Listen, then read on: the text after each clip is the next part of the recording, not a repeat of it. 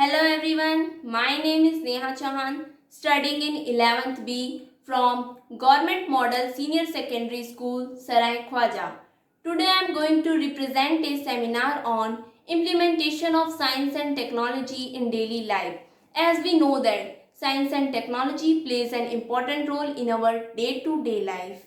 Science gives us the knowledge of entire universe from cellular level, and technology is the application arising from science. Hence we need both of them in our life. It raises a big question towards us. Can we imagine our life without science and technology? Think of a day. We start our day with the ringing of an alarm, which is also given by technology, and end our day with the switching of the lights, which is also given by technology. All the luxuries that we are getting today are a resultant of it. Every day, new technologies are coming up, which are making our life easier and comfortable. Thus, we can say that we live in an era of science and technology. In agricultural field, it has introduced improved techniques and instruments to increase the productivity of crop. Tractors, thresher machine, drip system, etc. all are given by science. Chemical fertilizer are also given by chemical science. Thus we can deal with the starvation. In medical field, it enables us to find cure for deadly diseases. Through the use of technologies in medical research, scientists has been able to examine diseases on a cellular level and produce antibodies against them.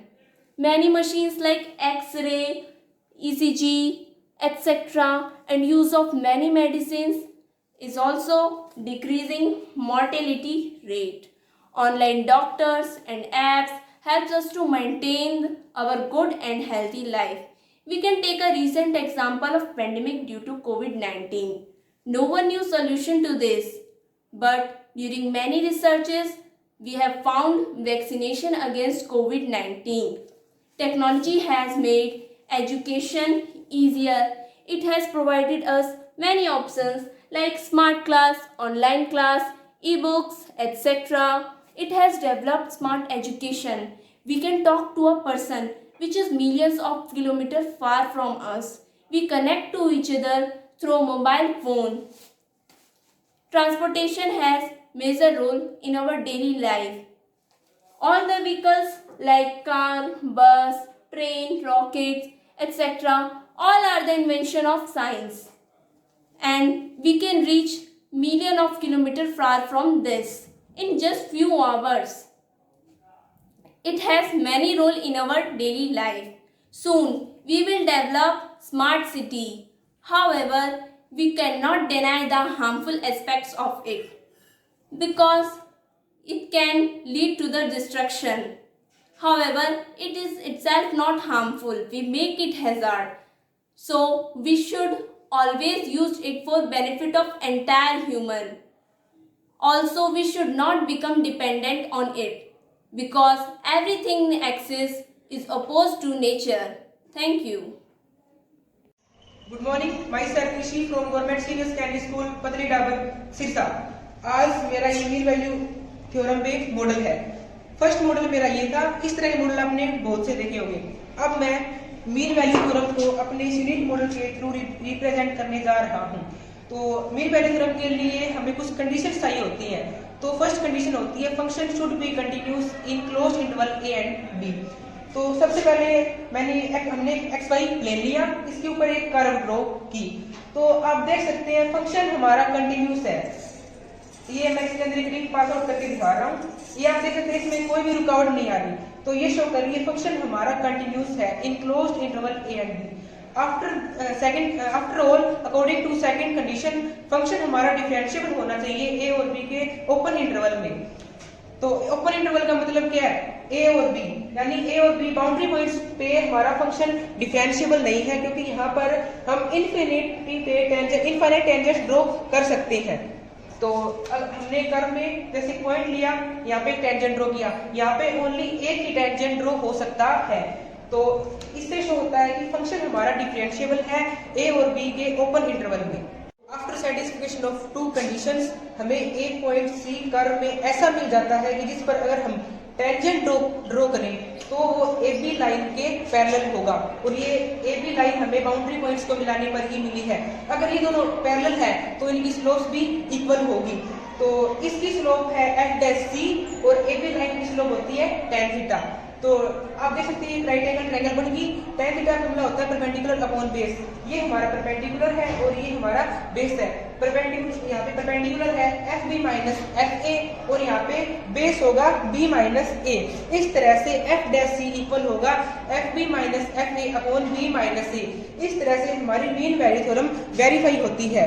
अगर यही हमारी mean value theorem Rolle's theorem बन जाती है अगर ये difference zero हो, यानी एफ ए इक्वल होगा एफ बी के। इस तरह से इस मॉडल के माध्यम से हम मीन वैल्यू थ्योरम और रोल्स थ्योरम को अच्छी तरह से समझ सकते हैं। Thank you. I am Bhavna from GSS Model Town Hisar. I read in 12th class. Today I am going to present before you my maths model of ATM, that is automatic teller machine. The difference between the old ATM machine and ATM machine made by is that if we want to withdraw only 100 rupees, then we can get only 100 rupees. If we want 500, then we get only 500. If we want coins, then we can withdraw only coins.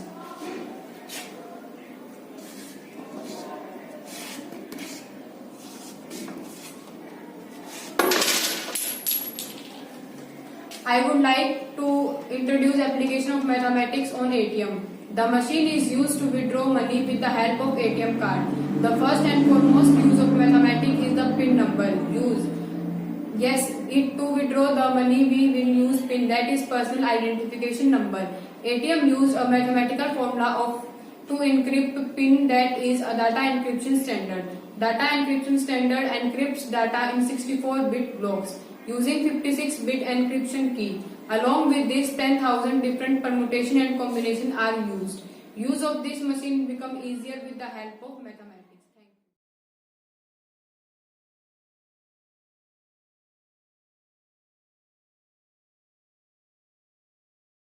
Hello everyone, I am Shafiq Ansari from TIT Senior Secondary School. Today I am going to represent a model on historical development of an atom. In this model, I have used some toys like thermocol balls, plastic balls, LED bulbs, etc. In the discovery of atom, first of all, atomic model is represented by Thomson, which is known as Thomson atomic model. In this model is compared with watermelon or plum pudding, which is red part is positive charge and the black seeds are negative charge. But after the discovery of Rutherford scattering experiment, this model is failed. It is a alpha ray scattering experiment. When alpha rays strike on the thin gold foil, it scattered and it is recorded on the zinc sulfide screen. Rutherford concluded that electrons revolve around the nucleus and the protons present on the center of nucleus. But the failure of Rutherford model is it could not explain the stability of an atom. After this, Bohr's atomic model came into existence. He explains electrons revolve around the nucleus in a circular path known as KLMN shell. But it's also failed because it is only applicable for single electron system, not for multi-electron system. After this, 3D model discovered and it explains all the properties of atom. Thank you. Have a nice day.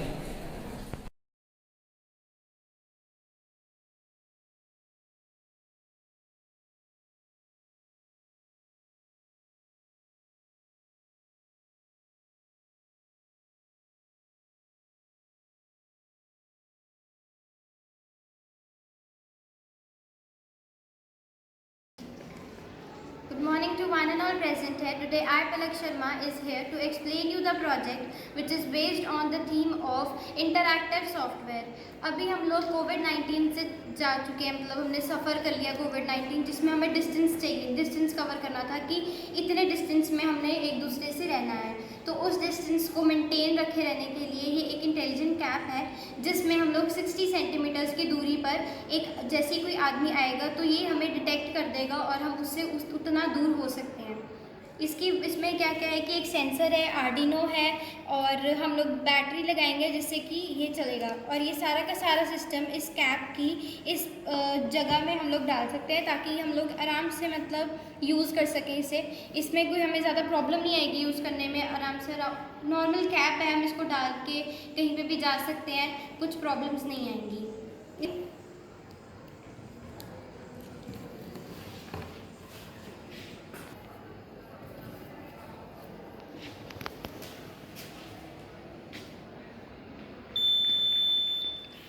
जैसे ये लड़की इस लड़की के जितने पास आएगी वैसे ये सेंसर बच जाएगा ताकि हमें पता चल सके और ये उससे दूर हो जाएगी ताकि वो सेंसर बंद हो जाए और वो डिस्टेंस मेंटेन रहे।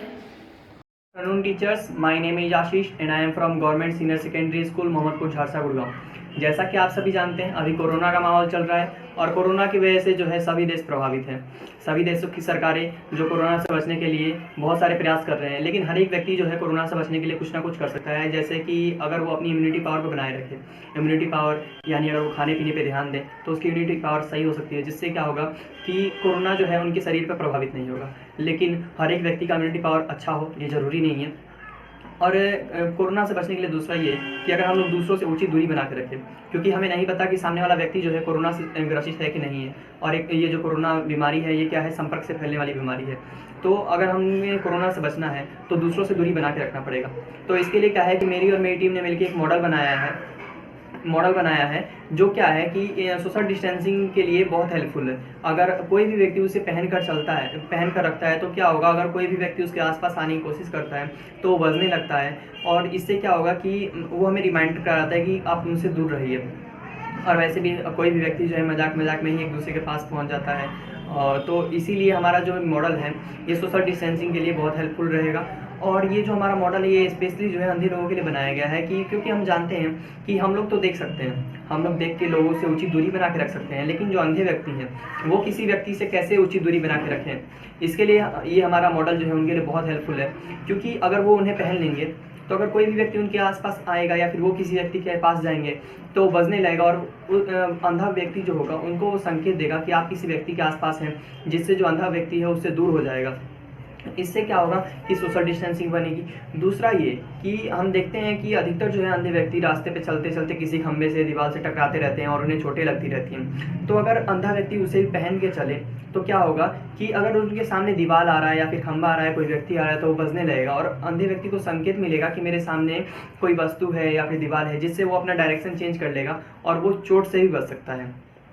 तो हमारा जो ये मॉडल है अंधे व्यक्ति के लिए स्पेशली बनाया गया है, जिससे एक अंधा व्यक्ति जो है आसानी से अपने घर से बाहर निकल के कहीं थोड़ा बहुत घूम फिर सकता है। क्योंकि हम लोग अधिकतर देखते हैं कि अंधे व्यक्ति को घर से अगर बाहर निकलना है तो उसे किसी न किसी व्यक्ति के सहारे की ज़रूरत पड़ती है ताकि वो उनके साथ जाए और बाहर घूम के आए। तो चलने के लिए भी उसकी ज़रूरत पड़ती है। लेकिन ये जो हमारा मॉडल है ये अंधे व्यक्ति को एक इंडिपेंडेंट बनाएगा, जिससे क्या होगा कि एक व्यक्ति भी आसानी से बाहर निकल सकता है और कुछ दूरी चल के आ भी सकता है वापस। और इससे क्या होगा वो उसे चोट से भी बच सकता है। तो हमने जो ये मॉडल है स्पेशली अंधे व्यक्ति के लिए बनाया है। और इस मॉडल को बनाने और ये जो हमारा मॉडल एक बहुत ही छोटा डिवाइस है, इसमें जो हमने क्या क्या यूज़ किया है, एक ऑर्डिनो यूज़ किया है, एक सेंसर यूज़ किया है, एक बजर यूज़ किया है, फिर इसको जम्पर वायर से जोड़ दिया है और इसको एक बैटरी से जोड़ा है। तो ये हमारा जो एक डिवाइस है ये एक बहुत ही छोटा डिवाइस है और इसको यूज़ करना भी बहुत आसान है।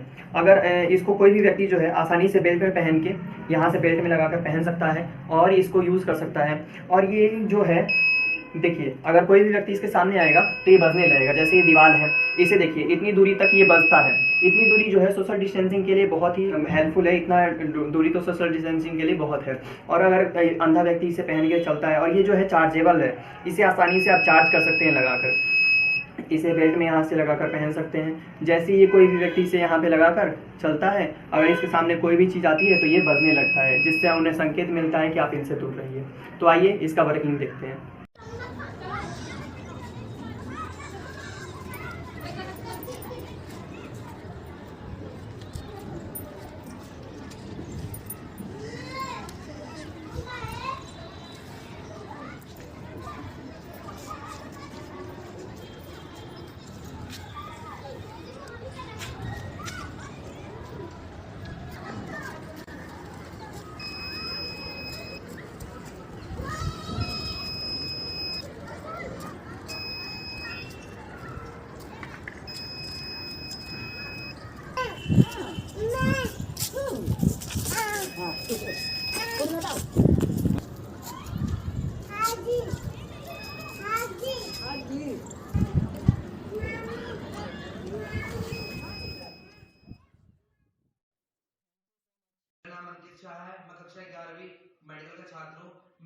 Government senior secondary boys Premnagar को रिप्रेजेंट कर रहा हूँ। मेरे मॉडल का नाम है ऑर्गेनिक फार्मिंग। इसके द्वारा मैं दर्शाना चाहता हूँ कि रसोई घर के जो अपशिष्ट पदार्थ होते हैं उसको हम अपघटन करके डिकम्पोज करके उसका हम कैसे खाद के रूप में उसका प्रयोग कर सकते हैं। और एक बायोगैस का प्लांट लगाया मैंने, उससे हम बायोगैस के द्वारा किचन में जो खाना बनाने प्रक्रिया है वो भी कर सकते हैं कंप्लीट। और उसके जो गोबर अपशिष्ट बच जाते हैं मतलब खाद के रूप में, उससे खेती करके दिखाना चाहता हूँ।